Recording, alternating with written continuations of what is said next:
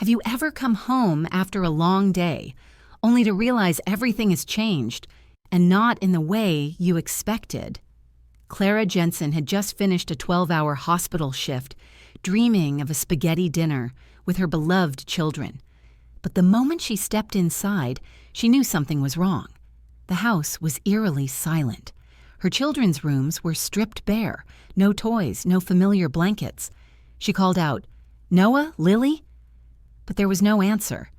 Then in the doorway stood her mother and sister, coldly announcing, "I moved the kids out." What followed was a silent war. No guns, but full of psychological blows and heartache. Clara wasn't just losing her home. She was forced to prove her love, her strength, and her right to be a mother. This isn't just a story about a house. It's the story of a mother standing tall through the storm, fighting for what she holds most sacred. Welcome to HT Family Drama, where every story touches the soul. We bring you heartfelt tales woven with love, loss, redemption, and the twists that only family life can create. Each video takes you inside the lives of ordinary people facing extraordinary trials, where long-buried secrets resurface, bonds are tested, and courage quietly changes everything. Our stories draw inspiration from real moments and real emotions. They're here to make you feel deeply, think about life, and maybe even shed a tear or two. If you cherish stories filled with meaning, life lessons, and unforgettable characters, you'll feel right at home with us. Subscribe today to HT Family Drama and join a community that believes the most powerful stories come from the heart of the family. Clara Jensen came home after a 12-hour hospital shift, dreaming of spaghetti dinner with her kids. But the moment she stepped inside, she knew something was wrong. The house was too quiet. Upstairs, her children's room was stripped bare. No blankets, no posters, no toys. Her chest tightened. Noah? Lily? No answer. In the doorway stood her mother, Margaret, arms folded, and her sister, Rachel, holding a manila envelope. "I moved them out," Margaret said flatly. "It was time." "This is my home," Clara said. "Not anymore," Rachel replied. "They're better off with me." The argument that followed was sharp, fast, and pointless. When it was over, the beds were still empty. That night, Clara slept in the basement, the hum of the furnace her only company. In the morning, she found a note under the door. "Please make arrangements to move your things.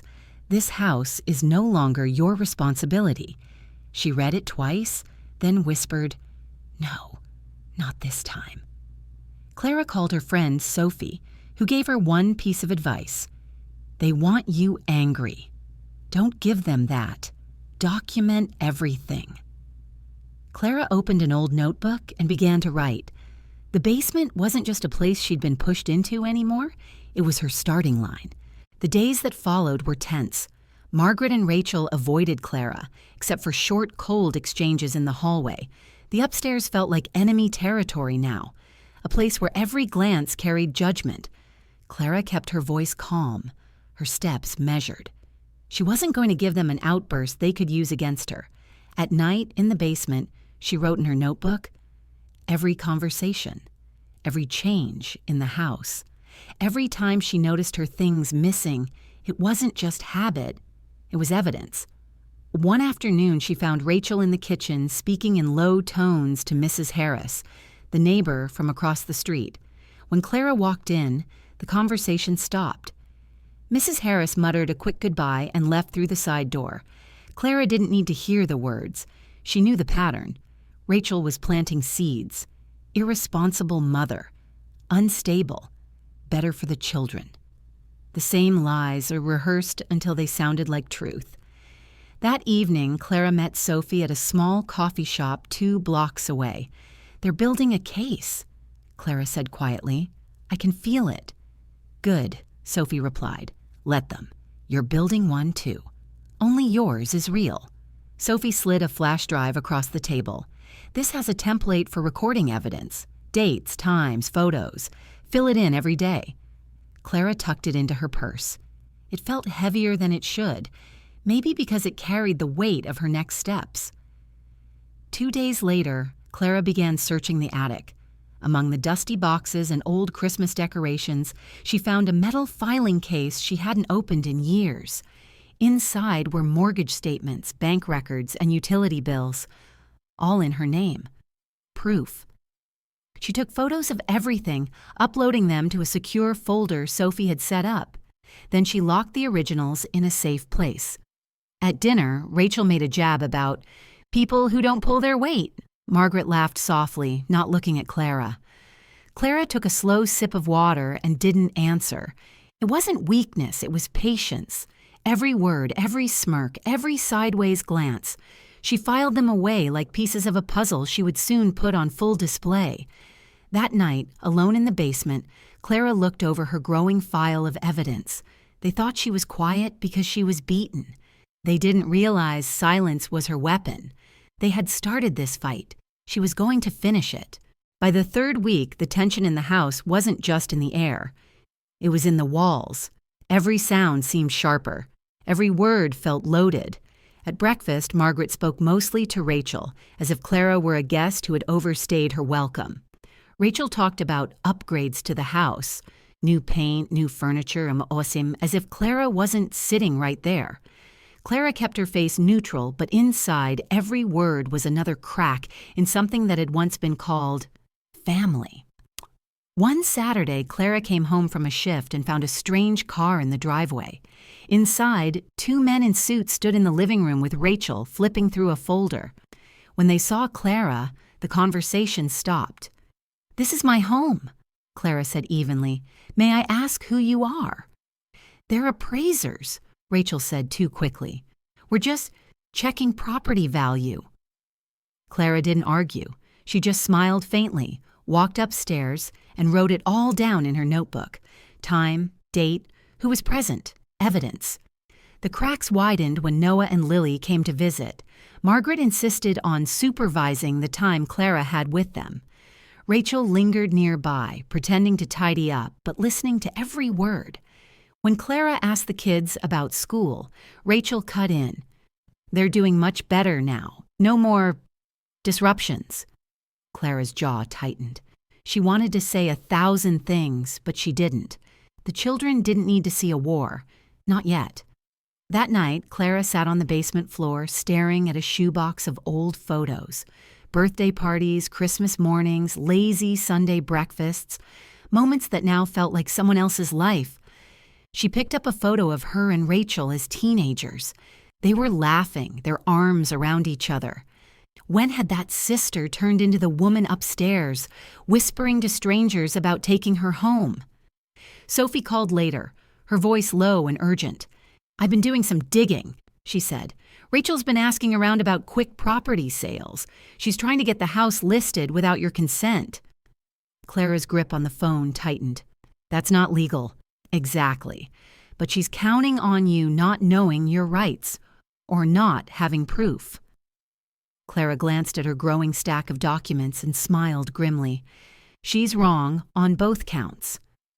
The next morning, Clara walked into the kitchen just in time to hear Rachel say to Margaret, "Once it's sold, she won't have any reason to stay." Clara stepped forward. "You're right about one thing," she said. "I won't stay." In silence, Rachel's smirk faltered. Margaret's coffee cup paused mid-air. For the first time since this began, Clara saw a flicker of uncertainty in their eyes, and she knew the cracks weren't just in her family anymore. They were in their plan. It started with a knock at the basement door. Margaret stood there, holding a thick envelope. Her expression was cool, almost businesslike. "These are the papers you'll need to sign," she said. Clara took them without a word and flipped through. Property transfer forms.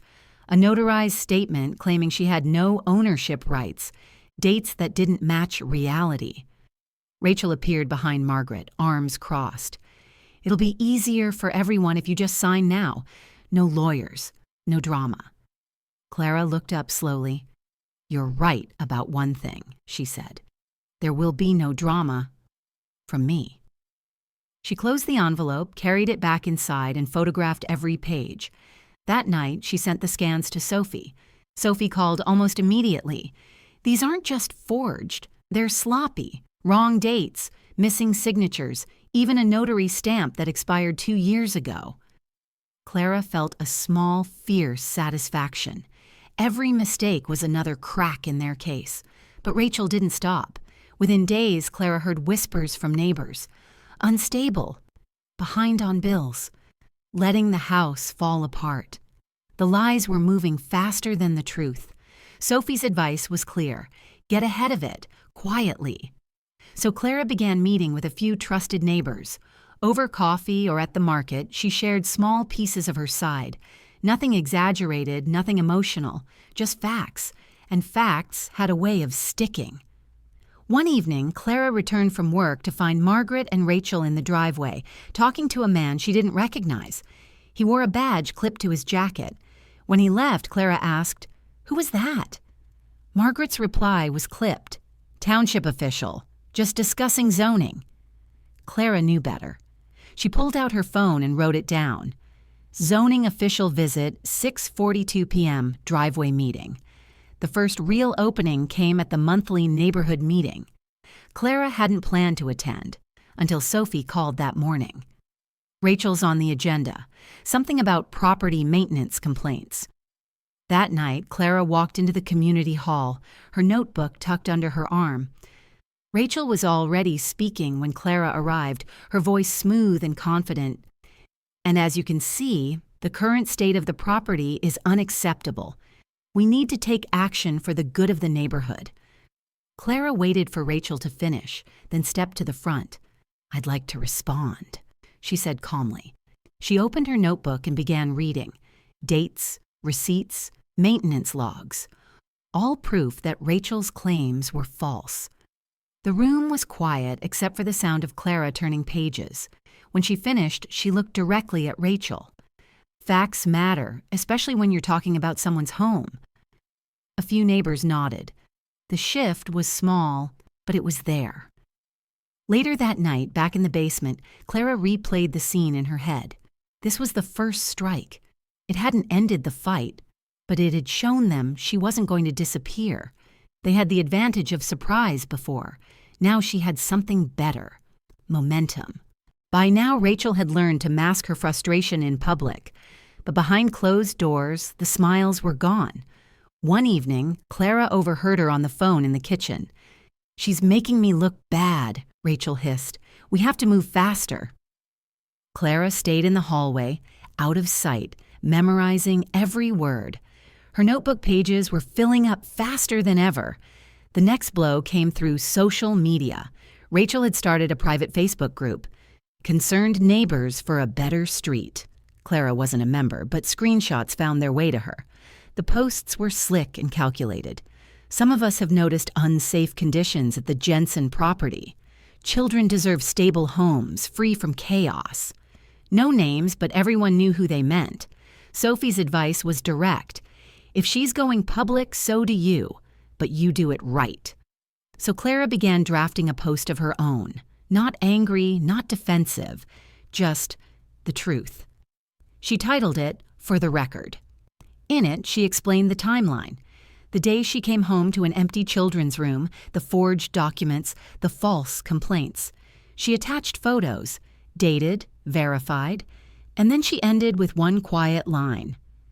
"A home is more than walls. It's where you fight for what matters." She posted it on her personal page, set to public. Within hours, the comments poured in. Some were from neighbors. "I had no idea." Others from old friends. "You don't deserve this. We stand with you." The group Rachel had created suddenly looked less like concerned citizens and more like a smear campaign. The next morning, Clara went to the local cafe for coffee. People who had once avoided her now made eye contact. A few even offered quiet words of support. It wasn't victory. Not yet. But it was proof that truth could travel. And sometimes faster than lies. Rachel confronted her that evening. "You think a Facebook post is going to save you?" she snapped. Clara met her gaze. "No, but it's going to make it harder for you to destroy me." Margaret tried to interrupt, but Clara's voice cut through, steady and clear. "I'm done hiding." That night, in the basement, Clara felt something she hadn't in months. Not just resolve, not just anger, hope. She knew the war wasn't over, but the battlefield was changing. And for once, it wasn't tilting in Rachel's favor. Rachel wasn't used to losing ground. When Clara's For the Record post began circulating, Rachel doubled down. She expanded her private Facebook group, inviting distant relatives, old acquaintances, anyone willing to hear her version. The posts got sharper, more personal. Clara was unstable. Clara was hoarding. Clara was unfit to manage property. But there was a problem Rachel didn't see. The more she posted, the more obvious her obsession became. Meanwhile, Sophie was quietly collecting screenshots. Every insult, every false claim. "This isn't just petty," Sophie said over the phone. "It's defamation. You could take legal action if you wanted." Clara wasn't sure she wanted a lawsuit, but she wanted the truth in a place Rachel couldn't control. A week later, Clara created a simple public page, The Truth About 14 Willow Lane. No frills, no flashy graphics, just facts, dates, and documents. She posted maintenance receipts, mortgage statements, and even a scanned copy of the forged property transfer papers Rachel had given her. Then at the top of the page, she wrote, "War team, if you've heard a story about me, check here first. I promise you'll find the truth." It spread faster than she expected. Neighbors shared it. Old school friends shared it. Within days, the page had more followers than Rachel's group. Rachel tried to discredit it, claiming Clara had faked her own documents. But the evidence was too solid. Dates matched, signatures were verified, and a few brave neighbors even posted their own accounts of overhearing Rachel's lies. The real turning point came when the local paper reached out. A reporter wanted to do a piece on small-town property disputes and had heard about the two competing narratives. Rachel agreed to an interview, confident she could charm her way through. Clara also agreed, but only on the condition that everything she said could be backed by proof. When the article ran, the contrast was stark. Rachel's quotes were emotional, vague, full of insinuations. Clara's were calm, precise, each paired with a corresponding document or date. The headline didn't pick sides, but the subtext was clear. One sister had a story, the other had the facts. That evening, Margaret avoided Clara completely. Rachel stormed past her without a word. In the basement, Clara sat at her folding table, staring at the growing stack of binders and folders. What had started as a survival instinct was now something more. She wasn't just defending her home anymore. She was dismantling the version of reality Rachel had tried to sell. And judging by the whispers in town, people were starting to see the difference. The letter arrived on a Tuesday, plain white envelope, no return address. Inside was a notice from the township. A public hearing had been scheduled to resolve the ownership dispute over 14 Willow Lane. Date: 2 weeks from today. Attendance: mandatory. Clara set it on the table and stared at it for a long moment. This was it, the moment everything had been building toward. The night before the hearing, Sophie came over with takeout. "You ready?" she asked. "As ready as I'll ever be," Clara said, though her hands trembled as she ate. They stayed up late, reviewing documents, organizing evidence into neat folders. Mortgage statements, property tax receipts, maintenance logs, copies of Rachel's forged transfer papers. By midnight, the table looked less like a kitchen and more like a war room. The morning of the hearing, Clara dressed simply. Dark blazer, neat hair, no jewelry except her wedding ring. When she arrived at the council chamber, the room was already filling with neighbors, curious onlookers, and a few reporters. Rachel sat at one table, her lawyer beside her. Margaret sat in the front row, expression unreadable. Clara took her place at the opposite table. Sophie sat just behind her, a silent anchor. The council chair began. First, Rachel's lawyer spoke, painting a picture of a daughter who had neglected her responsibilities, of a house in decline, of children rescued from instability. Rachel nodded along, her eyes occasionally flicking toward the audience. Then it was Clara's turn. She didn't start with emotion. She started with the facts. One by one, she handed over documents, proof of mortgage payments, dated receipts for repairs, photos of the property in good condition, evidence that the notary stamp on the transfer papers had expired years before. She spoke calmly, her voice steady, even when her heart pounded. "I am not here to trade insults," she said. "I am here to protect what is mine, my home, my children, and my name." When she finished, the room was silent. Even the council members exchanged quiet glances before retreating to deliberate. The wait was only 15 minutes, but it felt like hours. Finally, the chair returned and read the decision. The house at 14 Willow Lane remained the legal property of Clara Jensen. The forged documents were invalid. All related complaints were dismissed. Rachel's face went pale. Margaret stood, smoothed her skirt, and walked out without a word. Sophie squeezed Clara's shoulder. "You did it." But Clara didn't smile right away. Victory felt different than she'd imagined. It wasn't triumph. It was relief. Outside, a few neighbors stopped her to offer congratulations. One older man said quietly, "Took guts to stand up to your own family. Most people wouldn't." Clara just nodded, because in the end, it hadn't been about guts. It had been about deciding once and for all that silence wasn't safety. That night, she sat in the living room, her living room, with Noah and Lily curled up on either side of her. The house felt warmer, lighter. She knew the wounds with Margaret and Rachel might never heal. But she also knew this. They could no longer rewrite her story. This home, these walls, they weren't just hers on paper. They were hers in truth, and that was enough.